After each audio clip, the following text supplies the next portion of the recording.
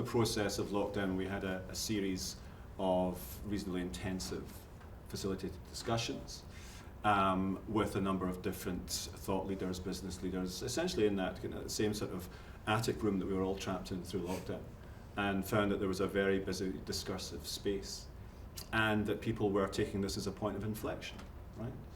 And that there, out of this emerged a kind of consensus about, well, what is important to us, right? So it turns out that the daily commute wasn't as important as we thought, but people were rediscovering kind of family links and familial links and a sense of emotional attachment dispensation. So from that sense of epiphany, we started to formulate 10 kind of key principles that emerged around what is necessary to achieve a life economy. And just to clarify, we take the phrase life economy from John Perkins' work on the death economy, which is essentially the modus operandi that we're trapped in just now. So we're committed to a death economy. And Perkins says that, you know, every organization, I dare say everyone who works for a business or an NGO or a charity, is committed to year-on-year growth. Everyone, right? GDP has to grow year on year. That's how we define success. That's how our governments do it. That's how our institutions do it. On a world with finite resources, right? So that's cognitive dissonance writ large. Okay, those two things don't stand. So that's a death economy. We're in a death spiral, right? Mm-hmm. So what are the values that are going to help us step out of that and look to different models and different ways of activating ourselves and different ways of self-organizing? That's a life economy.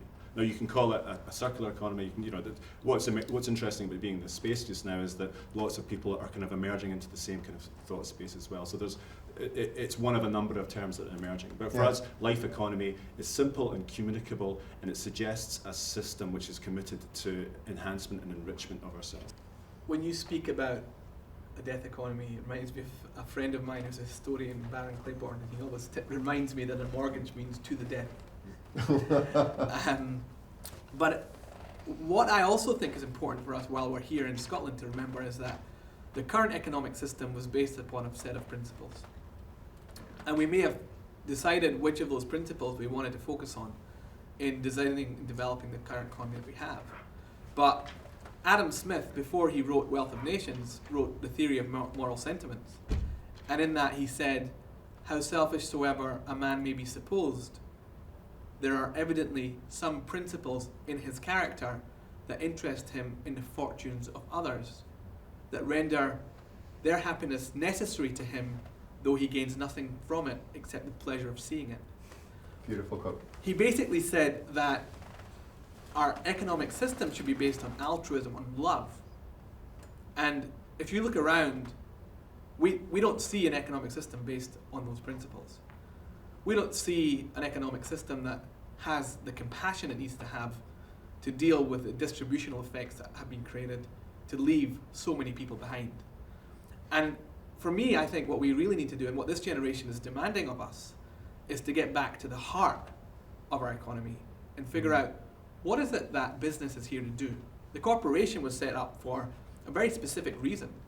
It was set up for community benefit, to move goods and services around in ways that we couldn't do in small groups. Mm-hmm.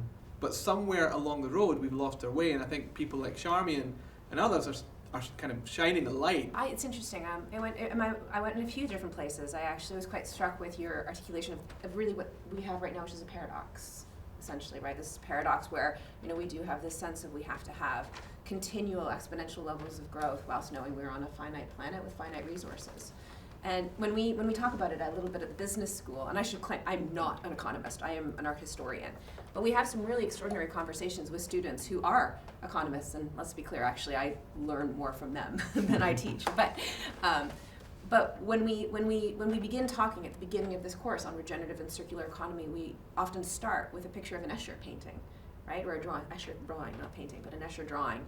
Because he would draw optical illusions that looked like a paradox, and that was the backstop of that's the framing that we used to start thinking about, well, why and how can we disrupt what this seems to be an unfathomable image to try and process, this idea of exponential growth on a finite planet. And there's a really wonderful academic at Oxford who wrote a piece in Harvard Business Review a couple of years ago, and his whole approach to this piece was actually, how do we address the paradox? And there's 3 steps he wrote about. He wrote about, first, we have to confront it. So we have to call it out, and that's what we are all doing right now, right? Confront it. Then you need to accept it exists, and that's really important. So it's not just like seeing it and confronting it, but just knowing it's there. And it's only then that you can begin to transcend it. And you transcend it by being really open and finding collaborative relationships. So Raj and I have worked together on many projects, like the Movement of Movements project, but this idea of transcending it by working with others. So that's what went through my mind. It was just a little bit more operational, I think, to the values conversation, which is how do we implement it? How do we begin sort of processing it? And I think education and engaging with people that are in business schools right now is crucially important. Not being afraid to call out the paradox, because it's there, and knowing that that's part of the journey we need to be going on in order to address it. But the other thing that a piece I read a couple of years ago that really inspired me was a piece from the World Economic Forum, which said, so often we anchor our thinking around economics in macro and micro, right? It's like the macro side of like what are the regulations, and then the micro, which is the individual decisions. Again, I'm not an economist, so there's probably a lot more you can go into in each of those. But what this piece proposed actually was that is a fairly binary way of looking at a fairly complex field of study, and actually there's a lot of other layers here. And in particular, they talked about the need to look at meta-economics, which is the economics of the system, actually, which holds the macro and the micro, and this magic that exists in what they call mesoeconomics. And the meso layer is the web of both formal and informal contracts and relationships we have with one another, we have with institutions, we have within families, with businesses. And I think that's the place that I'm kind of interested in tucking into a little bit more. And actually, I'd love to understand more about how, values-led economy, how that becomes alive in the meso layer as well as the meta